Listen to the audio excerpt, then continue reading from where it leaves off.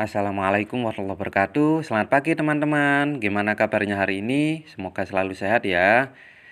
Oke, kali ini kita akan membahas tentang anggaran pendapatan dan belanja negara atau yang biasa disingkat dengan APBN. Nah, teman-teman, pada umumnya setiap pemerintah, baik pusat maupun daerah, dalam mengelola keuangan selalu berusaha agar mencapai sasaran dan terhindar dari pemborosan, penyelewengan, dan kesalahan lainnya. Untuk itu, pemerintah pusat maupun daerah memerlukan suatu pedoman dalam mengelola keuangannya. Dalam mencapai sasaran seperti yang diharapkan, maka diperlukan peraturan mengenai penerimaan dan pengeluaran uang negara. Sehingga pada setiap awal periode, pemerintah pusat selalu menyusun APBN atau anggaran pendapatan dan belanja negara. Sementara kalau di tingkat daerah, ya, APBD atau anggaran pendapatan dan belanja daerah. Nah, APBN adalah suatu daftar yang memuat perincian sumber-sumber penerimaan negara dan jenis-jenis belanja pemerintah pusat dalam waktu 1 tahun. Kurun waktu APBN adalah 1 Januari sampai dengan 31 Desember dalam periode tahun yang bersangkutan. APBN, perubahan APBN, dan pertanggungjawaban APBN tiap tahun ditetapkan dengan undang-undang. Nah, lantas apa tujuan APBN? Pada dasarnya, tujuan dari penyusunan APBN ialah sebagai pedoman penerimaan dan pengeluaran negara dalam melaksanakan tugas kenegaraan untuk meningkatkan produksi, memberi kesempatan kerja, menumbuhkan perekonomian, dan untuk mencapai kemakmuran masyarakat. Selain itu, penyusunan APBN juga memiliki tujuan sebagai berikut. Yang pertama, bisa meningkatkan transparansi dan pertanggungjawaban pemerintah kepada DPR dan masyarakat luas. Berikutnya, bisa meningkatkan koordinasi antar bagian dalam lingkungan pemerintah, membantu pemerintah mencapai tujuan fiskal. Juga bertujuan memungkinkan pemerintah memenuhi prioritas belanja, serta membantu menciptakan efisiensi dan keadilan dalam menyediakan barang dan jasa publik melalui proses pemprioritasan. Kemudian, anggaran adalah alat akuntabilitas manajemen dan kebijakan ekonomi. Sebagai instrumen kebijakan ekonomi, anggaran berfungsi untuk mewujudkan pertumbuhan dan stabilitas perekonomian serta pemerataan pendapatan dalam rangka mencapai tujuan bernegara. Dari situ, maka APBN melaksanakan beberapa fungsi. Nah, yang pertama adalah fungsi otorisasi. Fungsi ini mengandung arti bahwa anggaran negara menjadi dasar untuk melaksanakan pendapatan dan belanja pada tahun yang bersangkutan. Kemudian yang berikutnya adalah fungsi perencanaan, bahwa anggaran negara menjadi pedoman bagi manajemen dalam merencanakan kegiatan pada tahun yang bersangkutan. Kemudian fungsi yang berikutnya adalah fungsi pengawasan. Nah, fungsi ini memiliki arti bahwa anggaran negara menjadi pedoman untuk menilai apakah kegiatan penyelenggaraan pemerintah negara sesuai dengan ketentuan yang telah ditetapkan.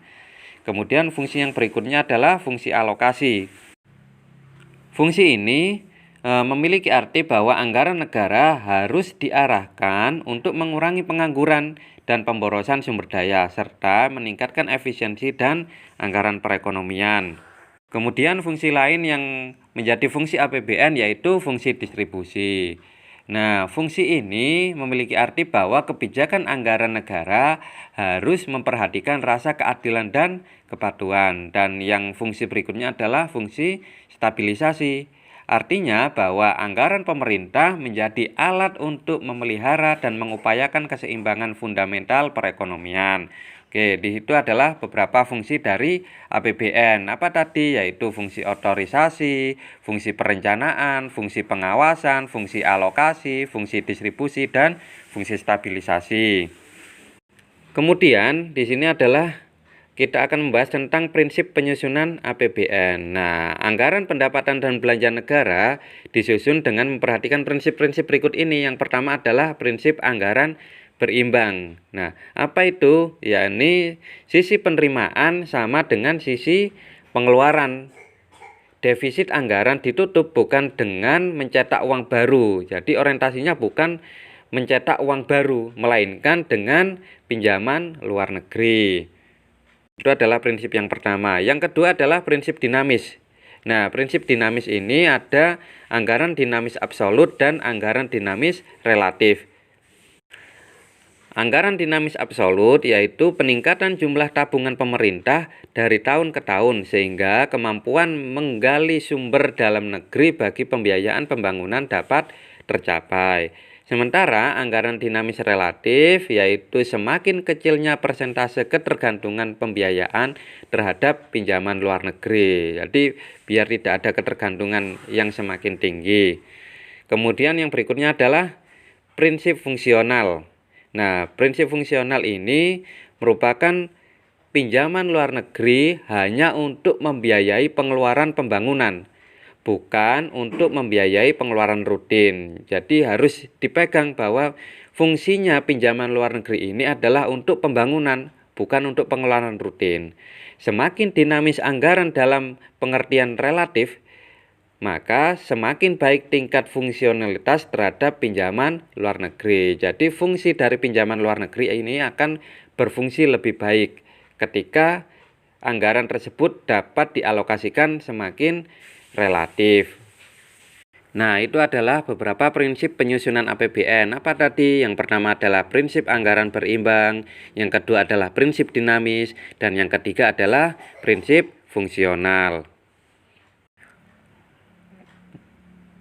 Kemudian APBN juga mempunyai asas dalam penyusunannya. Nah, asas atau dasar penyusunan APBN yang pertama adalah kemandirian. Nah, artinya apa? Artinya pembiayaan negara didasarkan atas kemampuan negara. Sedangkan pinjaman luar negeri digunakan sebagai pelengkap. Jadi ini prinsip kemandirian atau asas kemandirian ya. Jadi asasnya itu harus melihat bahwa kemampuan negara, dasarnya adalah kemampuan negara. Sementara pinjaman itu adalah pelengkapnya. Kemudian yang kedua, asas yang kedua adalah penghematan atau peningkatan efisiensi dan produktivitas. Kemudian asas yang ketiga adalah penajaman prioritas pembangunan.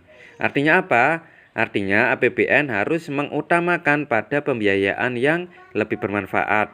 Nah, ini adalah asas dari penyusunan APBN, yaitu yang pertama kemandirian, yang kedua penghematan, dan yang ketiga adalah prioritas. Kemudian dalam proses penyusunan APBN. Nah, dalam prosesnya penyusunan APBN ini dilakukan melalui 3 tahap, yaitu tahap pendahuluan, tahap pengajuan, pembahasan, dan penetapan, kemudian tahap pengawasan. Yang pertama adalah tahap pendahuluan. Nah, tahap pendahuluan ini pada tahap awal pemerintah mempersiapkan rancangan APBN yang meliputi penentuan asumsi dasar APBN, perkiraan penerimaan dan pengeluaran, skala prioritas, dan penyusunan budget exercise. Nah, asumsi dasar APBN ini meliputi apa saja? Pertumbuhan ekonomi, tingkat inflasi, nilai tukar rupiah, suku bunga SBI 3 bulan, harga minyak internasional, maupun lifting. Kemudian setelah tahap awal mempersiapkan rancangan APBN itu, maka yang berikutnya adalah mengadakan rapat komisi antar komisi masing-masing dengan mitra kerjanya atau departemen atau lembaga teknis. Nah, kemudian setelah itu melakukan proses finalisasi penyusunan RAPBN oleh pemerintah. Nah, itu adalah yang dilakukan pada tahap pendahuluan.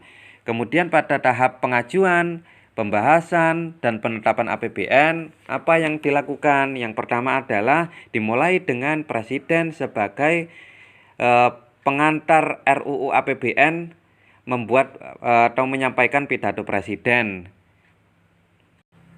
Pidato Presiden ini sebagai pengantar RUU APBN dan nota keuangan. Selanjutnya adalah membahas baik antara Menteri Keuangan dan panitia anggaran DPR maupun antara komisi-komisi dan departemen atau lembaga teknis terkait. Pada langkah selanjutnya, hasil dari pembahasan yaitu berupa UU APBN yang memuat satuan anggaran sebagai bagian dari yang tidak terpisahkan dari undang-undang tersebut. Nah, satuan anggaran adalah dokumen anggaran yang menetapkan alokasi dana per departemen atau lembaga, sektor atau subsektor, program dan proyek atau kegiatan. Kemudian untuk membiayai tugas umum pemerintah dan pembangunan, departemen atau lembaga mengajukan rencana kerja dan anggaran kementerian atau lembaga atau disingkat RKAKL kepada Departemen Keuangan dan Bappenas untuk kemudian dibahas menjadi daftar isian pelaksanaan anggaran atau biasanya disingkat dengan DIPA dan kemudian diverifikasi sebelum proses pembayaran. Proses ini harus diselesaikan pada bulan Oktober hingga Desember. Selanjutnya, dalam pelaksanaan APBN dibuat petunjuk berupa keputusan presiden atau biasanya disingkat dengan Kepres sebagai pedoman pelaksanaan APBN. Dalam melaksanakan pembayaran, kepala atau kantor pimpinan proyek di masing-masing kementerian dan lembaga mengajukan surat permintaan pembayaran kepada kantor wilayah Perbendaharaan Negara atau biasanya disingkat dengan KPPN. Nah, itu adalah proses pada tahap pengajuan, pembahasan hingga penetapan APBN. Nah, kemudian tahap yang ketiga yang berikutnya adalah tahap pengawasan APBN. Nah, pada tahap ini fungsi pengawasan terhadap pelaksanaan APBN dilakukan oleh pengawas fungsional baik eksternal maupun internal pemerintah. Nah, sebelum berakhirnya tahun anggaran, biasanya sekitar bulan November, pemerintah melalui Menteri Keuangan membuat laporan pertanggungjawaban melaksanakan APBN dan pelaporannya dalam bentuk rancangan perhitungan anggaran negara atau RUU PAN yang paling lambat dilakukan 15 bulan setelah berakhirnya pelaksanaan APBN tahun anggaran yang bersangkutan. Nah, laporan ini disusun atas dasar realisasi yang telah diaudit oleh Badan Pemeriksa Keuangan atau BPK. Apabila hasil pemeriksaan, perhitungan, dan pertanggungjawaban pelaksanaan yang dituangkan dalam RUU PAN disetujui oleh BPK, RUU PAN tersebut diajukan kepada DPR untuk mendapat pengesahan menjadi UU Perhitungan Anggaran Negara atau UU PAN tahun anggaran yang bersangkutan. Nah, itu adalah hal-hal yang dilakukan pada tahap pengawasan APBN. Nah, saya ulangi lagi, pada proses penyusunan APBN dilakukan melalui 3 tahap. Apa saja tadi? Tahap pendahuluan, tahap pengajuan, pembahasan, dan penetapan APBN. Yang terakhir adalah tahap pengawasan APBN.